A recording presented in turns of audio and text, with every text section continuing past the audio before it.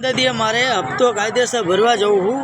હપ્તો ભરીને આવીને પછી મેં કીધું મારા મમ્મીને ગોતવા જવું ગોતીને મેં કીધું રામરોટીમાં ખાવા જવું તો મારા મમ્મી ક્યાંય ભેગા થયા નથી બરાબર એટલે અત્યારે હું રામરોટીમાં જમવા આવ્યો અને અત્યારે હું જમીને જઈશ એટલે સૂઈ જઈશ ને સાંજે મારા મમ્મી પાસે જઈશ એટલે કંઈક ખાવાનું આજ કંઈક વિચારવું પડશે અલગ કેમ કે એમાં મમ્મીની સંગાત કેમ કે મને ઠંડી વાય ને એટલે હું મારા મમ્મી પાસે ઓછો આવું છું બરાબર કેમ કે ક્યાંક ને ક્યાંક જતા રહે દેખાય ને એવું બધું થાય જ્યાં હોય ત્યાં રખડતા હોય એની હિસાબે બાકી એના ઠેકાણે હોય ને એટલે મારા મમ્મી પાસે હું જતો આવું પછી કંઈક આજ હાલનું કંઈક ખાવાનું વિચારવું પડશે બ્લોગમાં આવશે હું કહીશ તમને બતાવીશ બરાબર જે રિયલ જે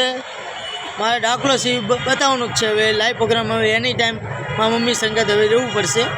કેમ કે થોડુંક મારે કામ હતું મુશ્કેલ હતું એટલે થોડું કામ બામ બતાવીને પછી મારા મમ્મી પાસે જવું કેમ કે હું ટેન્શનવાળો માણસ